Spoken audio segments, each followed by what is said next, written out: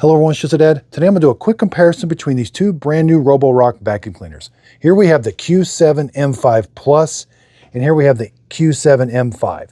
Spoiler alert, they're exactly the same except for the base station. The Plus means it has an auto-empty base station, which I absolutely love. This one just has a charging station. Other than that, how they mop and vacuum, which I'm going to explain, is exactly the same. I did buy both of these with my own money. I wasn't paid for this video. And I do use links, so I'll put links to these in the show description note. If you purchase the product using my link, the product won't cost you anymore, but I do get a small commission from the sale. It's a way of helping support my channel. That way I can continue to do these honest reviews. Now, price-wise, full price right now, $300, which it's not a recommended $300. This is a sub $200 robot. This one is shocking to me. So $450, but it's on sale for $350. So are they saying that the auto docking station is $150 more than without it? I mean, that may be the case, but wow, that seems pretty expensive for a robot that's, this robot lacks a lot because of it doesn't have a carpet sensor, but you can do a lot in the Roborock app to tell it where the carpet is. So because of that, when the price goes down on these, they become a buy. So now at I want to see this one around 300, and I want to see this one below. I want to see this around 200. Then they become a buy.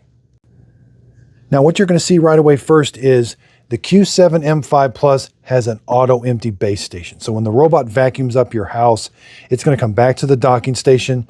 There's another vacuum that's going to kick on and suck everything out of the dust bin into the dust bag. And then all you got to do is replace that dust bag every couple months.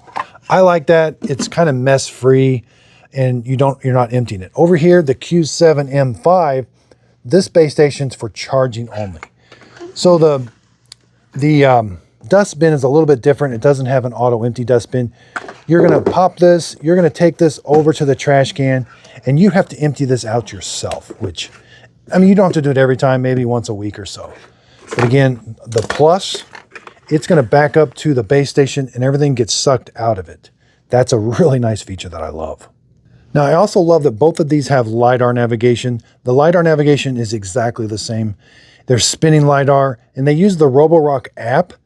And in that app, it's going to show you, divide up your house into different rooms. You can put it on a schedule, have it vacuum one room, mop another room. I really do love the Roborock app. Physical buttons up here. Start, stop, and a home button. Now, obstacle avoidance. They don't have very good obstacle avoidance. This sensor on the front is the same on both of them, and it's mainly for getting it back to the docking station so it can find the docking station. If it's low to the ground and if it can't activate the bumper, it's going to run it over. Unless it's about 3 inches tall, the LiDAR hits it and it will avoid. Now, what I should have said earlier is these have LiDAR navigation, so they don't bounce randomly off the walls. They do vacuum and mop in nice straight lines, which is super nice and looks really cool. Now let's get to the bottom of it. Neither one has a carpet sensor, okay? Now, I do prefer robots that have carpet sensors, but since these don't have carpet sensors, at least in the Roborock app, you can go in the app and show it where the carpet is by editing the map. Now, they both have a water tank. You can fill the water tank up, and there is a pump. And it is going to pump water out these little ports. You've got 3 levels of wetness that keep the mop pad wet. Now, they simply snap on. The robot can't lift the mop pad up or down, and it can't push it down. What it does, it mainly just drags it as it's mopping. Now, you have to wet the mop pad before you start, but once it's wet, water will come out these 2 holes to keep it wet. And it actually does a pretty good job of mopping. You're responsible for taking this. It's just held on with Velcro. You just pop this off, put this in your laundry, clean it, and then put it back on, and it's ready to mop again. But you have to take and the robot does know when the mop pad's installed. But again, if you want to vacuum your entire house, it is best just to take the bracket off and have it do an entire vacuum. Now, they both have the same brush roller. There is an anti-tangle feature, but since it is a single brush roller, you will get some hair wrap, but not as bad as you would think, and it is easy to clean. They both have an anti-tangle side brush. It doesn't extend, but it does help prevent hairs from getting on the side brush. Same drive wheels, same this, same internal battery, same cliff sensors. These sensors will prevent it from falling down the stairs that you have to clean about every 30 hours.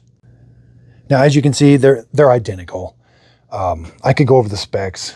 I have detailed reviews on these. If you want to see how it mops, check Just a Dad Q7 M5 mopping. Google it. It should bring up my YouTube video. Same with this. No carpet sensor. That's not a deal breaker for me if the price comes down.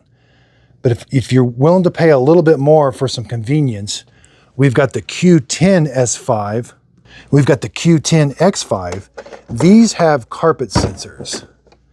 And when they have carpet sensors, they can raise and lower the mop pads. This one has vibrating, so just really nice. These remind me a lot of the Roborock Q5s, which are mainly just vacuums. They have mop pads, but they don't have carpet sensing. So if you don't mind doing a little extra work in the app, at least the Roborock app is very capable. You can really fine tune. It's just kind of a pain to tell it where the carpet is. Whereas one that has a carpet sensor, it's going to show you where the carpet is. From when it cleans, it says, oh, there's carpet here. So be sure and check out my website, justadadapproved.com. That's where I've got all the latest robots that I approve. Again, I use links. If you purchase the product on my website through a link or in the pop-up video or in the pop-up in the YouTube video, I earn a small commission from the sale. It's a way of helping support my channel. That way I can continue to do these honest reviews. Now, honestly, these are not a buy at full price, but when they go on sale, they become a buy. Thanks everybody for watching. If you could, please like and subscribe, and thanks again.